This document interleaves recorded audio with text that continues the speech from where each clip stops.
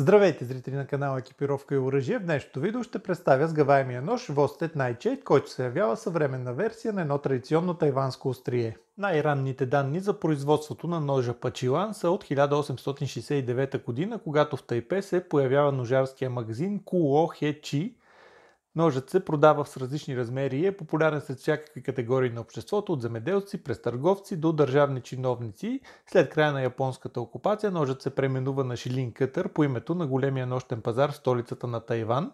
И макар оригиналните шилин кътъри да се продават и в днешно време, те са доста редки, защото е останал един единствен майстор, който ги прави по традиционна технология с чирени от биволски рог и острия от дамаскова стомана. Но пък за това съвременните ножарски фирми са оценили този нож и той има свои съвременни версии, като освен представения днес Vosted, Spyderco също са направили свой модел с името Lum Chinese Folder. Като човек сравнително консервативен по отношение на ножовете, в началото моделът Nightshade не ми беше особено интересен, но като прочетох, че кажи речи вече век и половина този нож се произвежда и продължава да се търси, реших да видя на какво се дължи тази му популярност. Дали открих отговорът на този въпрос, ще разберете, ако изгледате видеото до края. Сега сложете лайк, чукнете бутона за абониране към банката до него и да продължим с разглеждането на острието. Острието и на този нож, както и на традиционния шилин кътър, е с формата на бамбуково листо, както я описват, с пълно плоско скосяване, което не оставя никакво съмнение за основната функция на ножа, а именно рязането. Гърбът на острието пред насечката за поставяне на големия пръст е заоблен до върха, който обаче връх е сравнително тъничък, т.е. трябва да се използва внимателно, но пък то няма и какъв толкова зор точно да види един нож, който е за основно предназначение ежедневно ползване. Иначе размерите на острието са следните: дължина 83 мм и дебелина в основата точно 3 мм, като широкият му листообразен профил, както често се шегуваме по ножарските форуми, го прави невероятно подходящ за мазане на лютеница или пастет или каквото там имате за мазане. Мазането обаче си е едно на ръка, но основната функция на всеки нож е да реже и тук това се осигурява от 0,6 мм дебелина над режещия ръб и стомана 154 cm, закалена на 58-60 единици по Rockwell. Самата стомана подробно съм разглеждал в видеото на Vosted Labrador, така че ако на някой му е интересно, може да го види там. Това, което лично на мен много ми хареса в острието, е неговата простота и изчистена линия, които го правят лесно за поддръжка. Няма пинове, с които да се съобразяваш при заточване на камък на ръка. Режещия ръб свършва достатъчно далече от ръкохватката, така че дори и на фиксираните точилки абразивите няма да закачат G10-ката, съответно да я наранят и да изпортят иначе готиния външен вид. Насечката, която са пуснали на гърба на острието, е с достатъчна дължина и палеца ляга удобно на нея, а изработката на острието, цялостната скосявания, заточване, симетричност, всичките тия аспекти са просто без коментар, за което естествено трябва да благодариме на китайските цифрови машини. Дупката на острието заслужава малко повече внимание и поне на мен лично ми харесва как хармонично се вписват в цялостната линия, така и дизайн на ножа. Освен че улеснява заточването, тя също така позволява нож да се отваря както класически с големия пръст, така и посредством показалеца, един доста популярен начин при ножовете с дупка на Spyderco и който аз лично предпочитам, когато става въпрос за отваряне на нож, именно с такъв механизъм за отваряне. Като плюс ще отчета, че в тази версия на нож не са нарушили класическата линия на традиционния шилин кътър. Този нож има и версия с флипер, който добавя известна сигурност при ползването, но това според мен по-скоро разваля впечатлението от традиционното излъчване на този нож.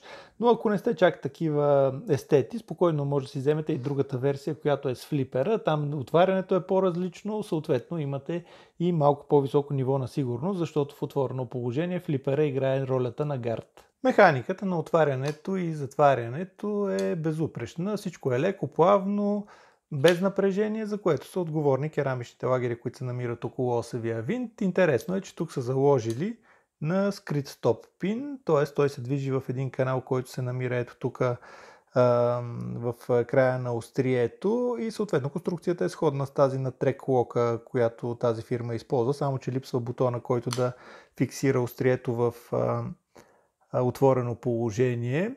Но пък така ножът изглежда максимално визуално изчистен, а при него смятам, че красотата и чарът му се дължат именно на привидната простота, която той излъчва.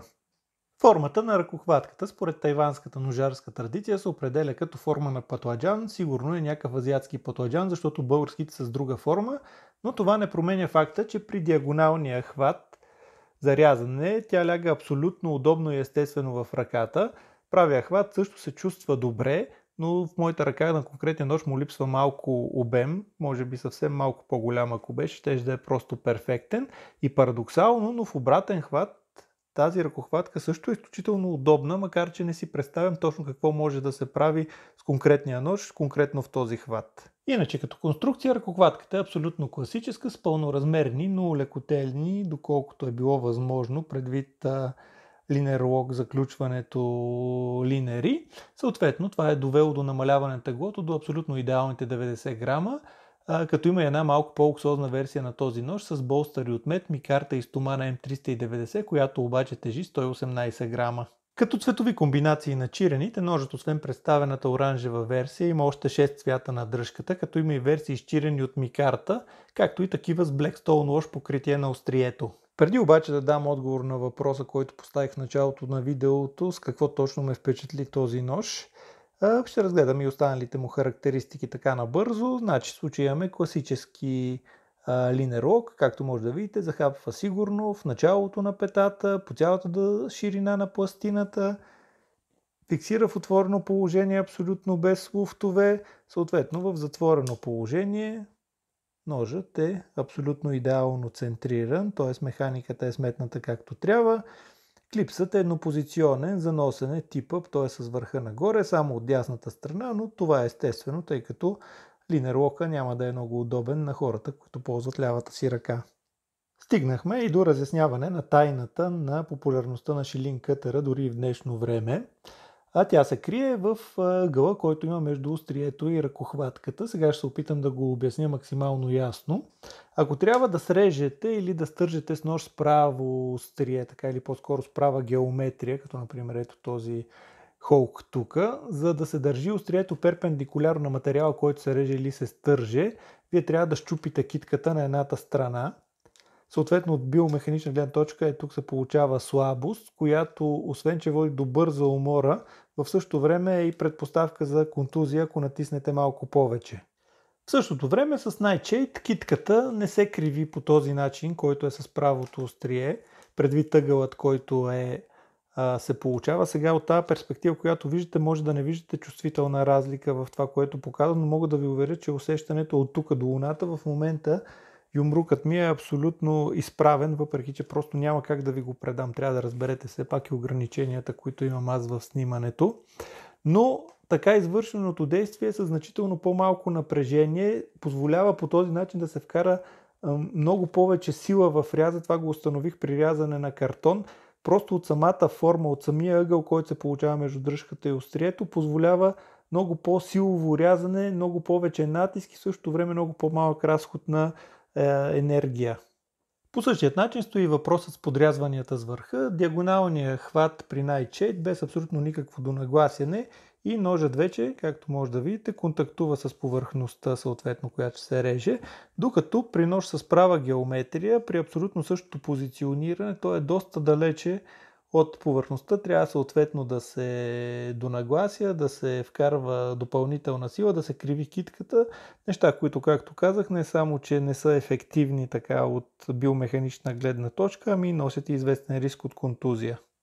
На мен лично ми беше изключително приятно да си пообщувам с този нож, защото той ми даде усещането каква е разликата между правеното от дизайнер острие и острието изработено от човек, разбиращ работната функция на ножа и подчиняващ дизайна на функцията, а не обратното, каквато е съвременната тенденция. Като заключение, от Vosted са създали един интересен нож с традиционни корени, отлична изработка, нетипичен и леко странен от съвременна гледна точка дизайн, но с потресаваща функционалност и работоспособност, които мен лично ме изненадаха изключително приятно.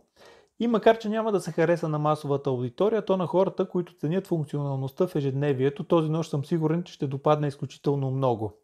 Цялата гама ножове на Vosted може да откриете в онлайн магазина на Arms.bg, линк към който ще оставя в описанието под видеото. Не пропускайте да гледате и другите ми видеопредставения на ножове от марката Vosted и ако още не сте го направили, харесайте страницата Екипировка и оръжие във Facebook, където първи качвам новите си видеа. Бъдете здрави и ще се видим следващата седмица.